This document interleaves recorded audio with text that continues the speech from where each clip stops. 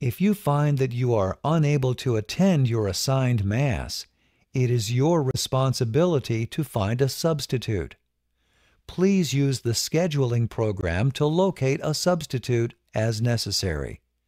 If you are having difficulty with the schedule program, or if you're unable to find a substitute, please contact Mr. Kent Gravy at 999-3474 or kentgravy@gmail.com.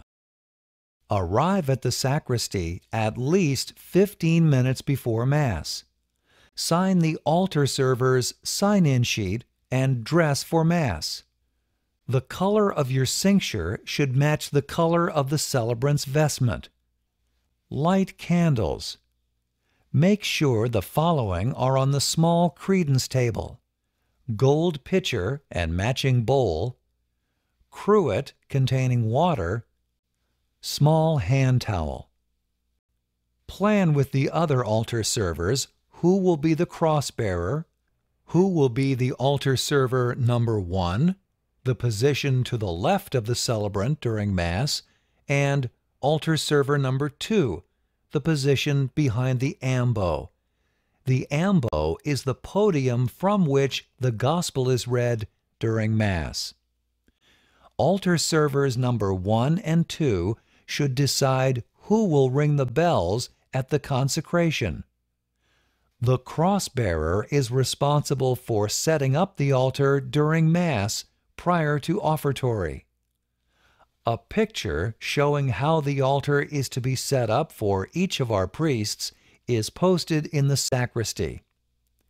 When Father is ready, proceed reverently to the back of the church with the cross-bearer carrying the procession cross. Prepare for procession with the cross-bearer in front, followed by the altar servers. Servers should have their hands folded. The cross-bearer should make sure the celebrant is ready before beginning the procession. Walk at a slow but steady pace, with altar servers 1 and 2 maintaining a distance of approximately 4 feet behind the cross-bearer.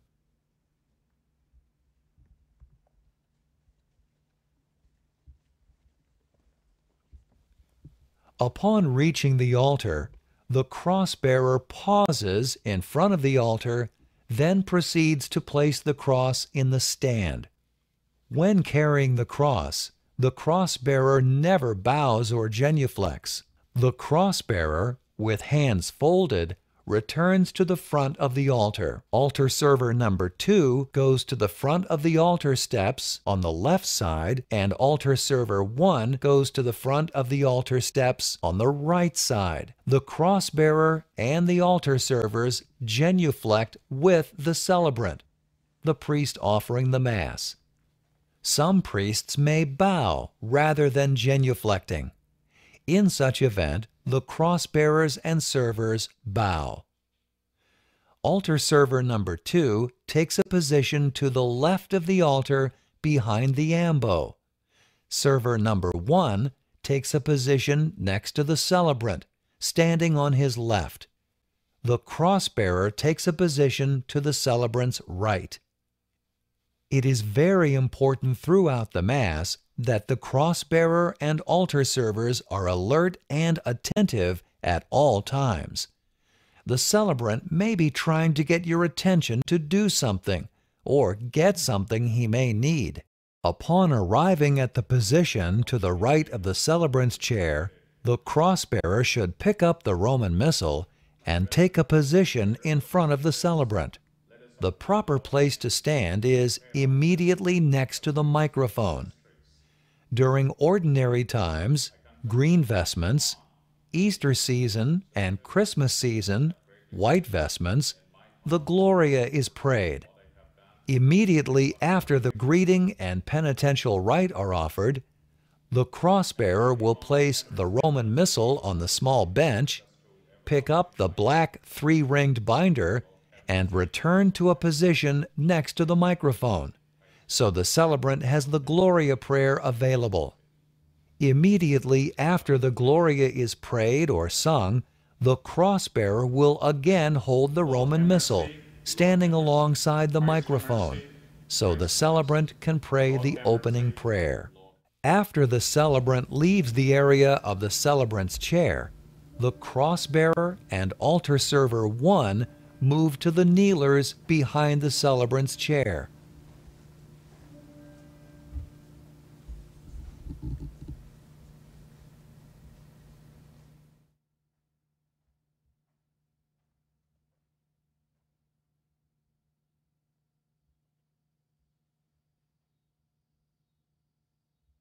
After the homily and after the celebrant is seated at the celebrant's chair, the cross-bearer and altar server 1 return to their seats alongside the celebrant.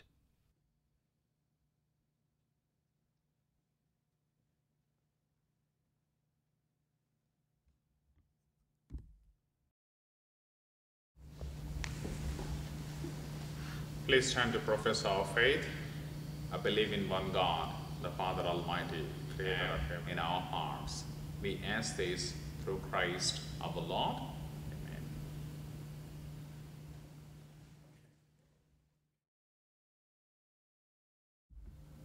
As the collection is being taken, the cross-bearer and altar servers set up the altar. The cross-bearer is responsible for setting up the altar. Server 1 and Server 2 bring items to the altar and hand the items to the cross-bearer for placement on the altar. The cross-bearer takes the Roman Missal to the altar. The bookstand and Roman Missal are placed on the altar. The microphone is placed on the altar. The celebrant's chalice is placed on the altar. The ciborium and cups are placed on the corporal. This is the rectangular cloth located at the center of the altar. The purificators are placed to the right of the cups. See the picture insert for exact placement for Father Jaya and Monsignor Muller of the bookstand and Roman Missal, microphone, chalice, and cups.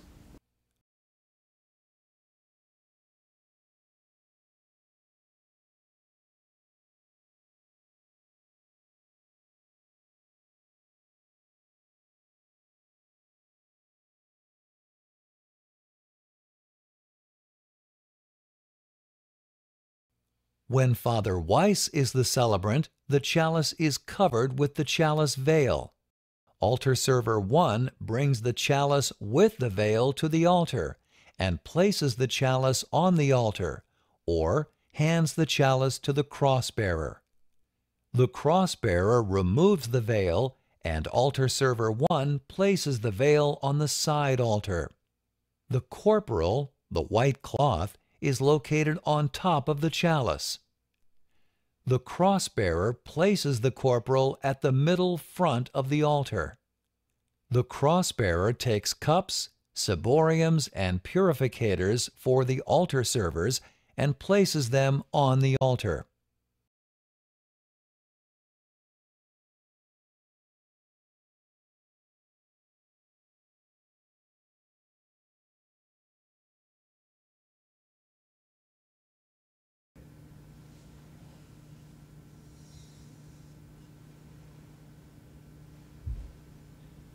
The cross-bearer and altar servers, with hands folded, return to their respective seats.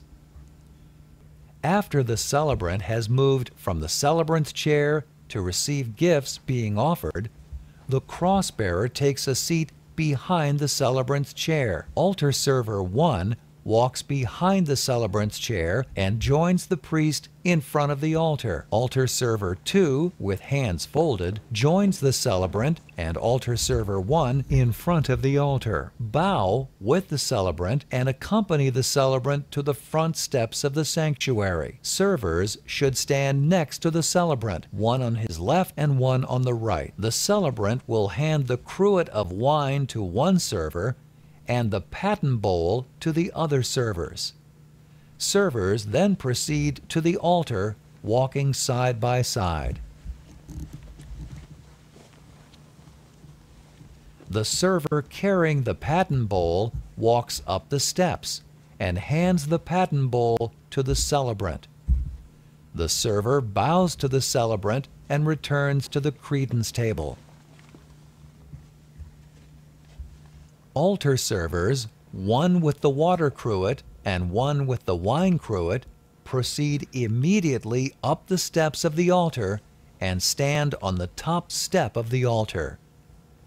After the celebrant is finished offering the host, the altar servers proceed toward the center of the altar and hand the cruets to the celebrant, with the handle of the cruet pointing towards the celebrant. After the celebrant returns the cruets to the altar servers bow to the celebrant and, walking side by side, return to the credence table.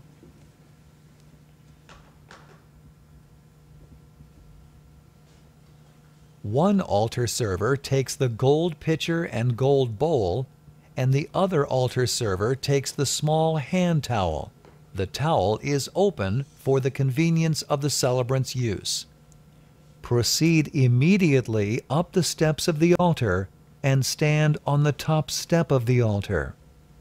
As soon as the celebrant is prepared to have his fingers washed, the altar servers move towards the center of the altar and pour water over the fingers of the celebrant. The altar server with the towel hands the towel to the celebrant. When the celebrant returns the hand towel, both servers bow to the celebrant and return to the credence table, and then, with hands folded, both altar servers return to the kneelers. An altar server rings the bells one time as the celebrant places his hands over the chalice. Monsignor Muller may not always place his hands over the chalice, but will make a sign of the cross over the chalice.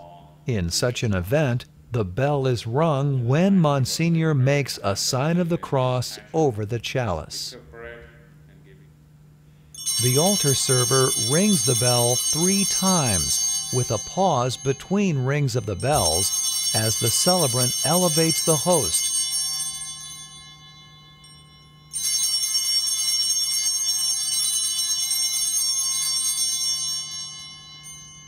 And again as the celebrant elevates the chalice.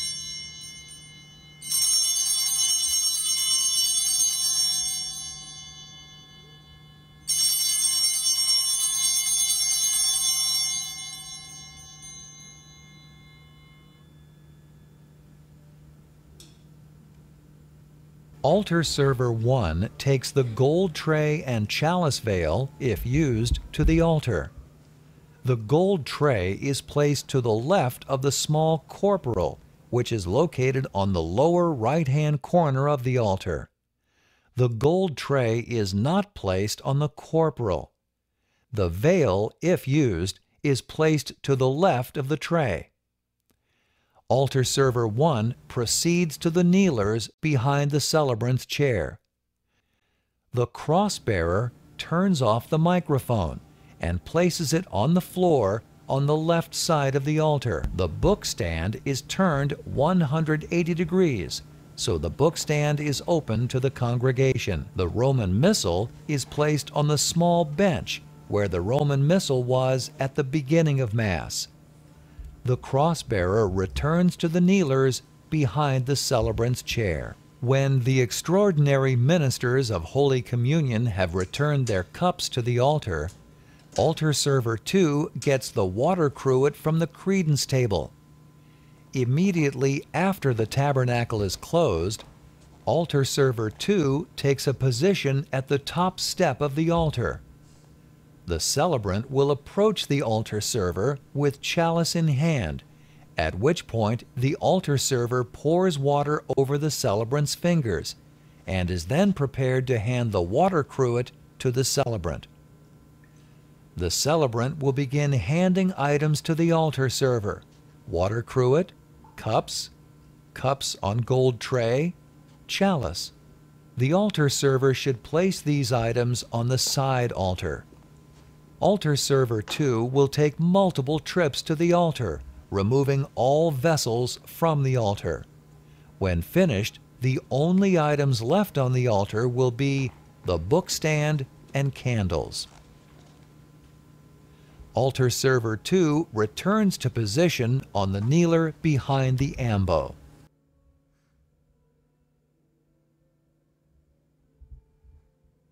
When the celebrant is finished with purification of vessels, he will return to the celebrant's chair.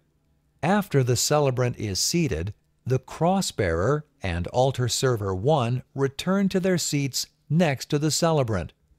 The celebrant sits as the lector reads the announcements. The cross-bearer holds the Roman missal in the lap. As soon as the celebrant stands, the cross-bearer moves to a position facing the celebrant, standing alongside the microphone. The Roman missal is held for the celebrant as he reads the closing prayer. May the communion in your Lord be with you and with your spirit. May Almighty God bless you. After the final blessing, the celebrant goes to the altar. Holy Spirit, amen. Go forth, the Mass is ended. Thanks be to God. After the celebrant leaves the celebrant's chair, the cross-bearer proceeds to get the cross and returns to the center of the sanctuary, approximately 10 feet back from the steps to the altar. The altar servers, with hands folded, stand in front of the altar, with sufficient space in the middle so the celebrant can come down from the altar and take a position between the altar servers. The altar servers genuflect in unison with the celebrant and turn toward the center and follow the cross-bearer to the back of the church, maintaining a distance of 4 feet. The cross-bearer and altar servers then proceed reverently to the sacristy. Put out the candles, unless there are only 15 minutes until the next Mass begins. Carry cups, chalice, etc. to the sacristy. Finally, place your cassock on the hanger in the closet. The floor is not the proper place for cassocks. God bless you for your service at the altar of your Lord.